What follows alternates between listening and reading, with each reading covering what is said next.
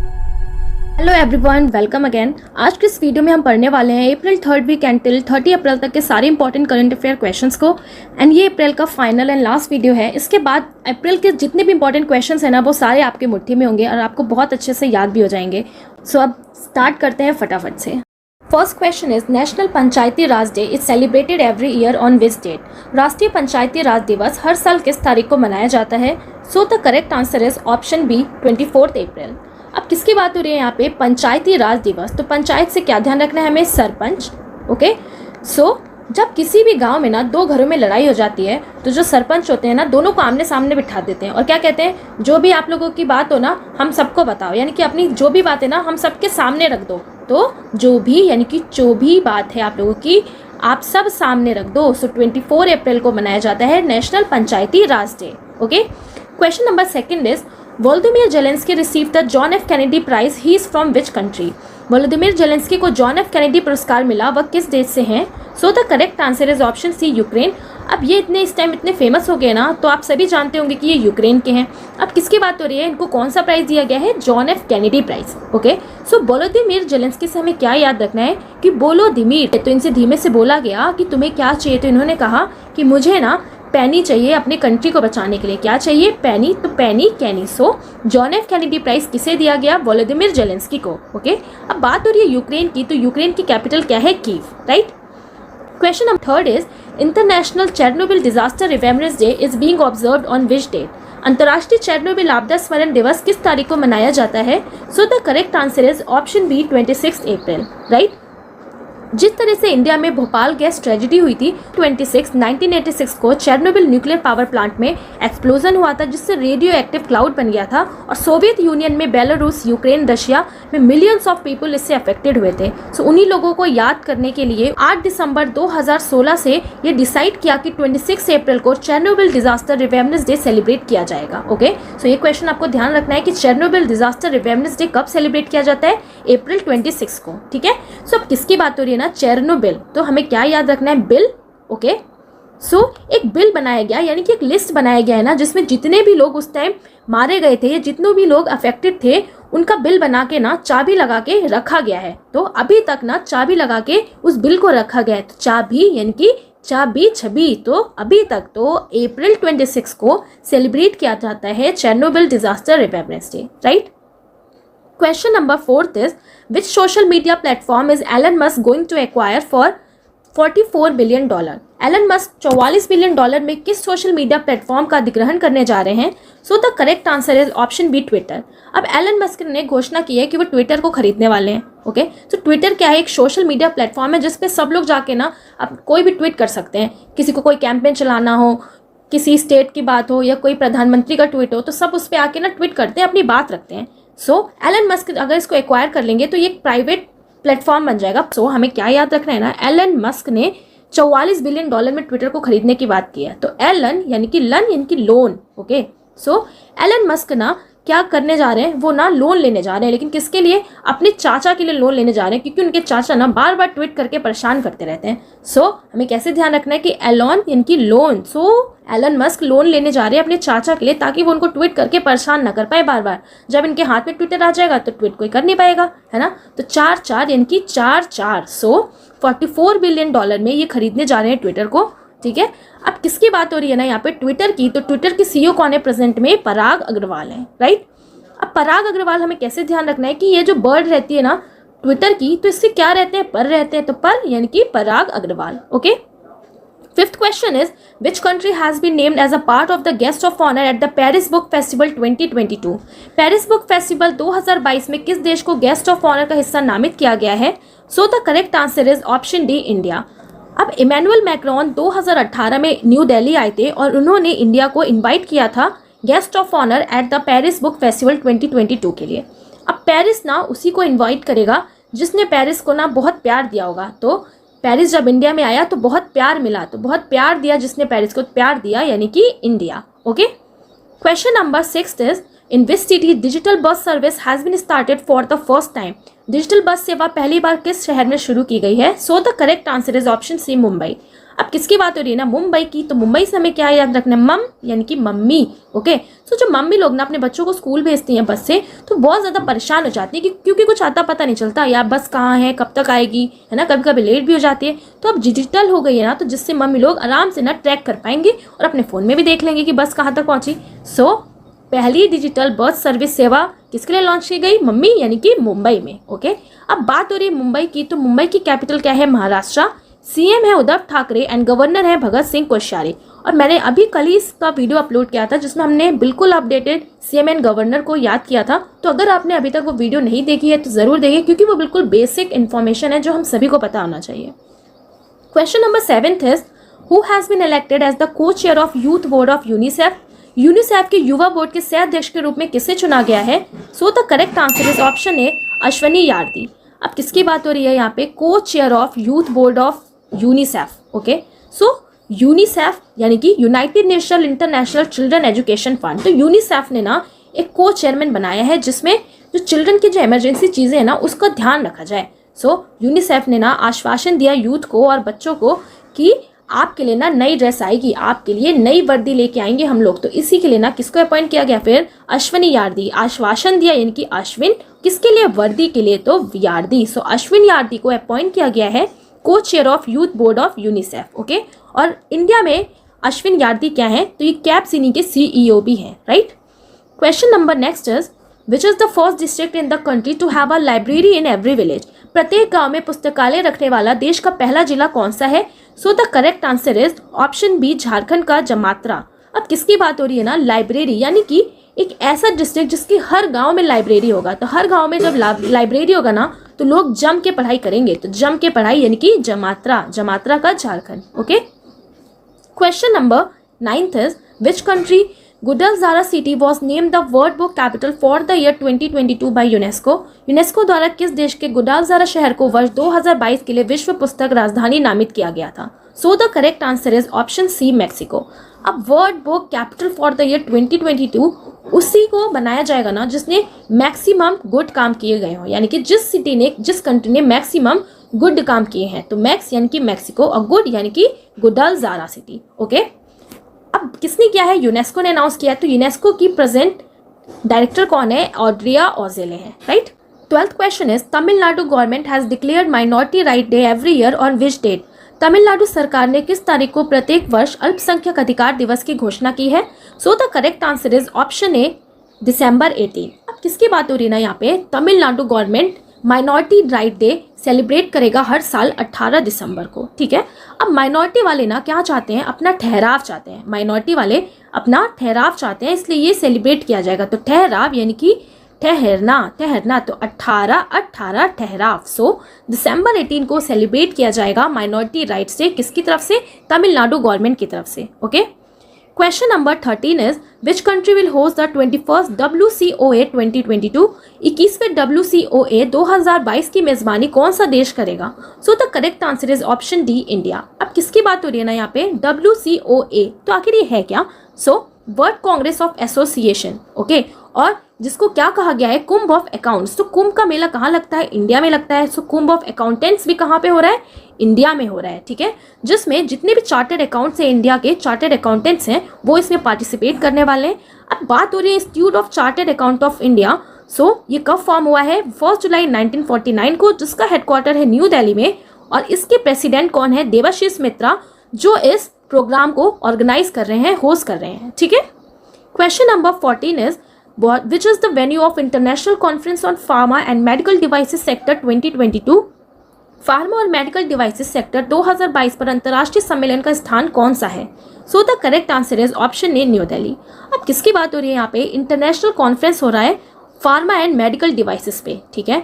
अब दिन पे दिन ना फार्मा एंड मेडिकल डिवाइसेस आ रही है, कुछ ना कुछ नया नया इनोवेशन होता जा रहा है। तो नई नई चीज़ों का क्या हो रहा है, इनोवेशन हो रहा है। तो नई नई चीज़ों का इनोवेशन कहाँ पे फिर ये वेन्यू किया जाएगा, न्यू दिल्ली में। सो न्यू दिल्ली है इसका वेन्यू, किसका, international conference on pharma and medical devices का, राइट। और ये दिल्ली के कहाँ पे हो रहा है, अंबेडकर इंटरनेशनल सेंटर पे। और क्योंकि ये 7th एडिशन है, ओके, सो हमें इससे कैसे ध्यान रखना है कि जितने भी मेडिकल हॉस्पिटल रहते हैं ना, वो क्या कहते हैं कि अरे ना हम आपके साथ हैं, हम आपके साथ हैं, ठीक है। तो पेशेंट्स के लिए क्या कहते हैं, हम आपके साथ हैं, ठीक है, भले चाहे जितना पैसा लूट ले, हम आपके साथ हैं। ओके, सो इस कॉन्फ्रेंस को कौन ऑर्गेनाइज करने वाला है, तो मनसुख मंडाविया जो यूनियन मिनिस्टर हैं chemicals and fertiliser and health and family welfare के। Okay, question number 15 is who has been elected as the chairman of Haj Committee of India. Bharat की हज समिति के अध्यक्ष के रूप में किसे चुना गया है?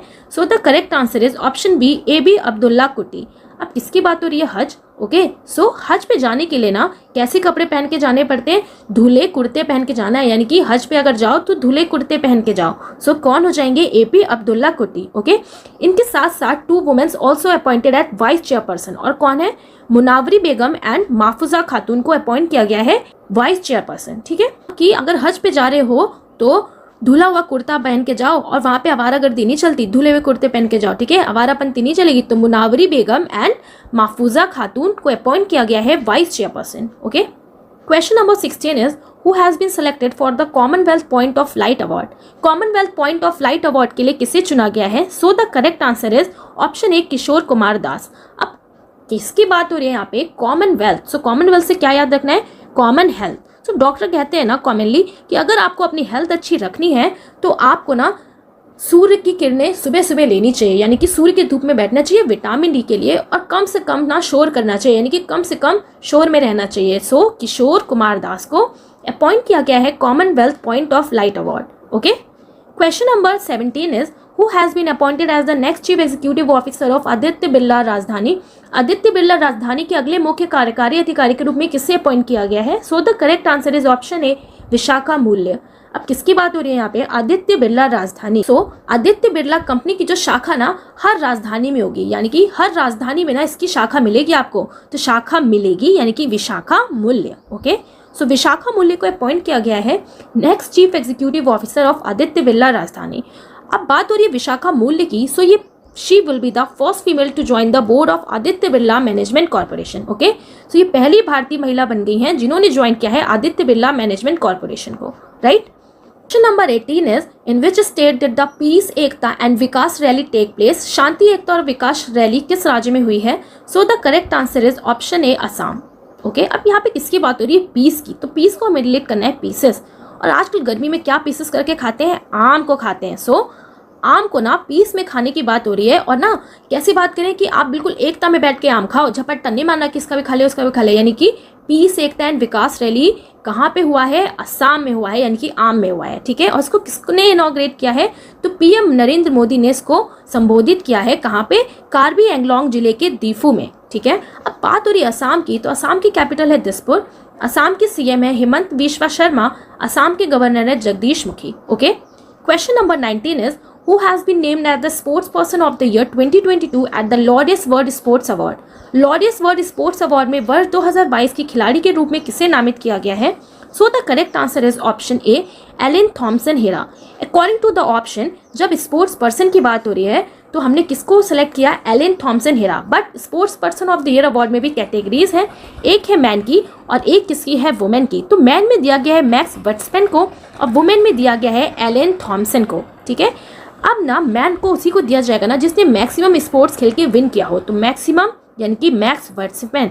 और वुमेन को उसे दिया जाएगा ना जिसने अकेले ही बहुत सारे अवार्ड्स जीते हो, अकेले ही अपने दम पे अवार्ड्स जीते हो। तो इसी तरीके से हमें वर्ड रिलेट करना है जिसने अकेले ही जीते हैं सब सारे अवार्ड्स। तो अकेले यानी कि Elaine Thompson Herah has been named as sports woman of the year. Okay, and ये तीनों क्वेश्चंस आपको याद रखने हैं कि अगर सिर्फ स्पोर्ट्स पर्सन पूछे तो अकॉर्डिंग टू द ऑप्शन आपको टिक करना है, अगर मैन एंड वुमेन पूछे कैटेगरी वाइज तो आपको Max Verstappen and Elaine Thompson Herah को टिक करना है। Right, 20 question is which city is hosting the global Patidar business summit 2022।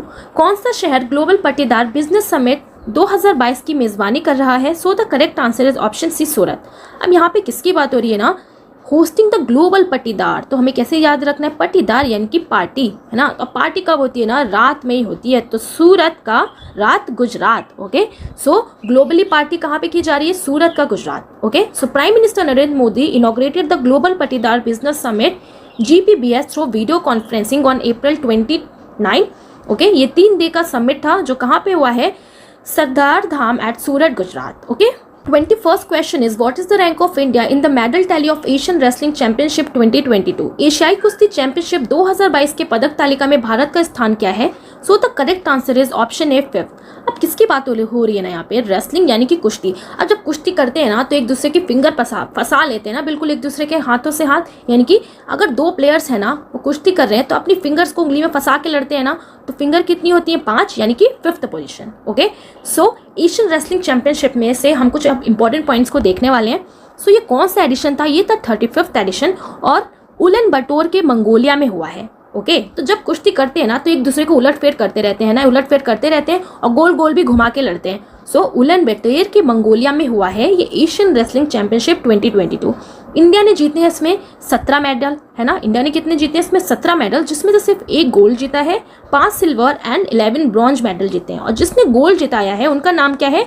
Ravi Kumar Dahiya. सो जब कुश्ती करते हैं ना तो एक दूसरे को गिरा देते हैं, कि एक दूसरे को ढह देते हैं। तो रवि कुमार दहिया ने ढह के क्या करा? गोल्ड जीत लिया। ठीक है, और रेसलिंग कैसे करते हैं? एक साथ करते हैं, यानी कि 2 लोग ना एक साथ आते हैं तो एक साथ, यानी कि 17।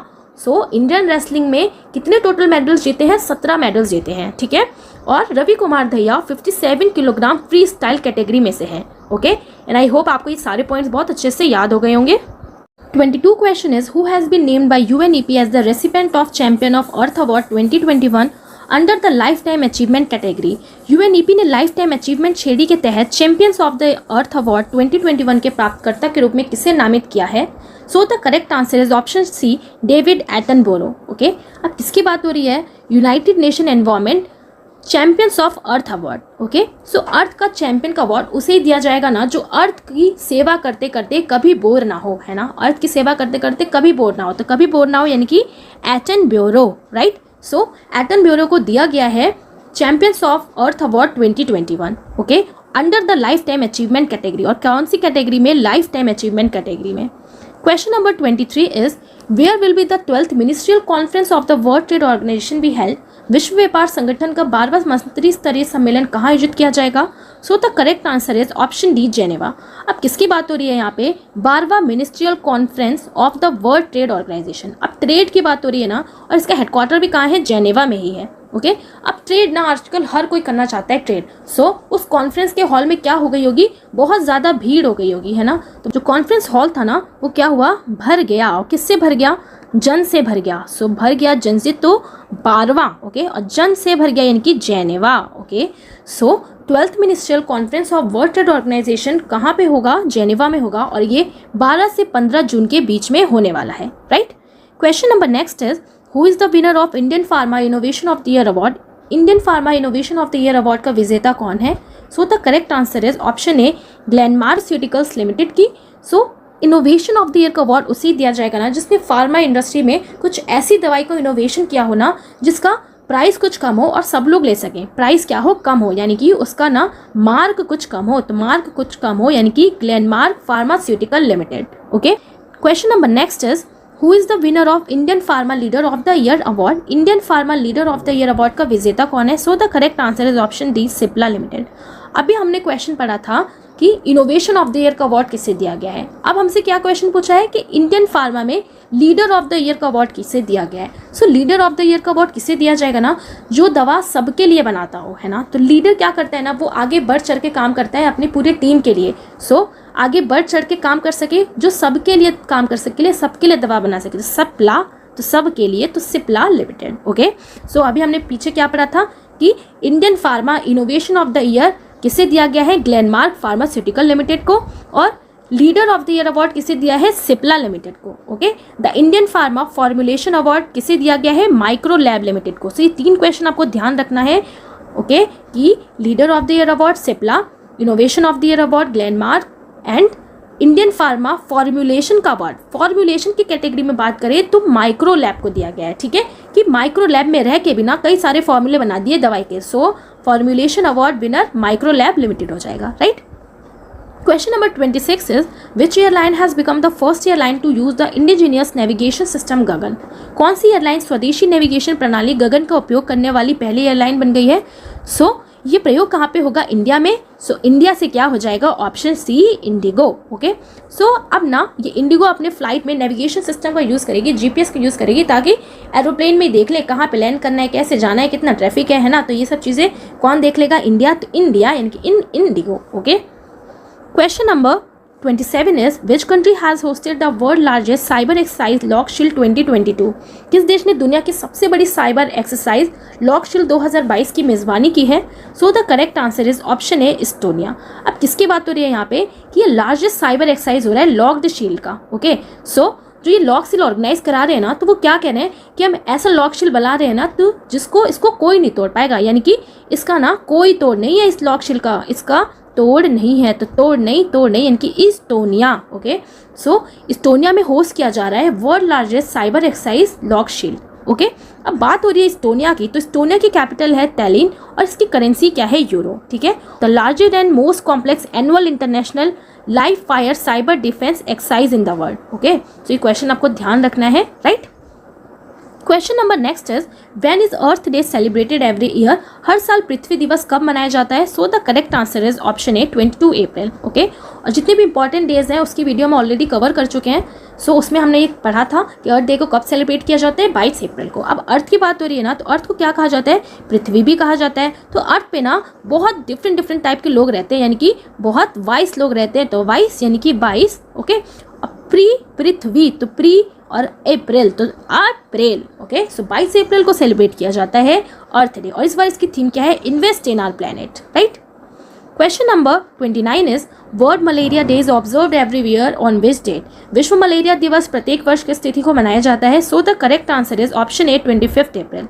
अब 25 अप्रैल को हर साल मलेरिया दिवस मनाया जाता है, तो हमें किसकी कैसे ध्यान रखना है? मलेरिया। तो मलेरिया के जो मच्छर होते हैं ना, वो भी ना पक्षी की तरह उड़ते रहते हैं। तो कैसे ध्यान रखा था हमने इसको कि ये भी पक्षी की तरह उड़ते रहते हैं, और उड़ के ना मुझे भी काट लेते हैं और आपको भी काट सकते हैं, है ना। तो किसी को भी काट सकता है। तो 25 यानी कि 25 और आप यानी कि अप्रैल। सो 25 अप्रैल को सेलिब्रेट किया जाता है वर्ल्ड मलेरिया डे, और इस बार इसकी थीम क्या है? 2022 की harness innovation to reduce the malaria disease burden and save life, right.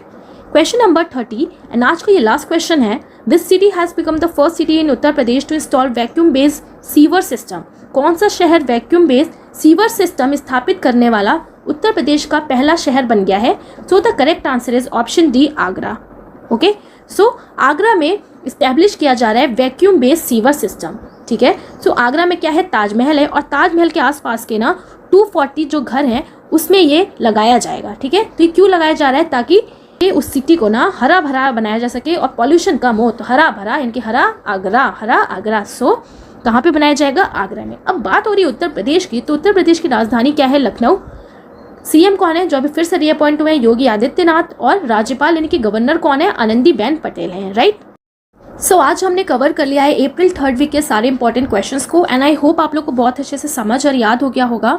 सो अब नेक्स्ट आने वाली वीडियोस में हम स्टैटिक जीके के जो टॉपिक्स हैं उनको कवर करने वाले हैं, और बहुत अच्छे से हम उसे पढ़ेंगे और याद भी करेंगे। सो मिलेंगे अब नेक्स्ट वीडियो में। Thanks for watching. Please like and share and subscribe.